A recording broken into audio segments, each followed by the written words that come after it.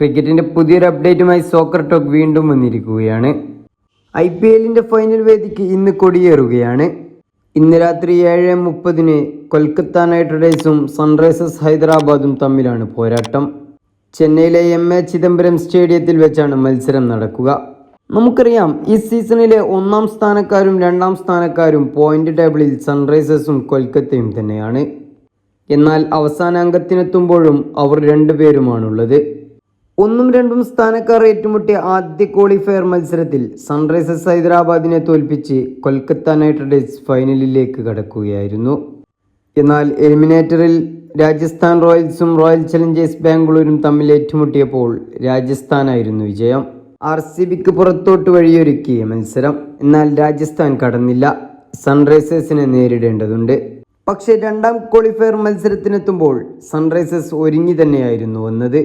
ബാറ്റിങ്ങിൽ അത്ര മികവുറ്റ മത്സരം കാഴ്ചവെക്കാൻ കഴിഞ്ഞില്ലെങ്കിലും ബോളിങ്ങിൽ അത് എറിഞ്ഞു പിടിച്ചു.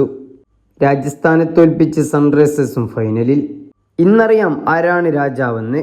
3ാം കിരീടം ലക്ഷ്യമിടുന്ന കൊൽക്കത്തയും 2ാം കിരീടം ലക്ഷ്യമിടുന്ന സൺറൈസേഴ്സ് ഹൈദരാബാദും. കൊൽക്കത്തയുടെ ആദ്യ കിരീടം 2012-ലായിരുന്നു. പിന്നീട് 2014-ലും അവർ കിരീടത്തിൽ മുത്തമിട്ടു. എന്നാൽ സൺറൈസേഴ്സിന് ആദ്യമായിട്ടും അവസാനമായിട്ടും ഒരേ ഒരു കിരീടമേ ഉള്ളൂ. അത് 2016-ലാണ്. ഏതായാലും ഇന്നത്തെ രാത്രിയിൽ ആര് സന്തോഷിക്കും ആര് കരയും കാത്തിരുന്ന് കാണേണ്ടതുണ്ട്.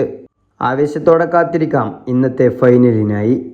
ക്രിക്കറ്റിന്റെ പുതിയ അപ്ഡേറ്റ്സുകളുമായി സോക്കർ ടോക്ക് വീണ്ടും എത്തും.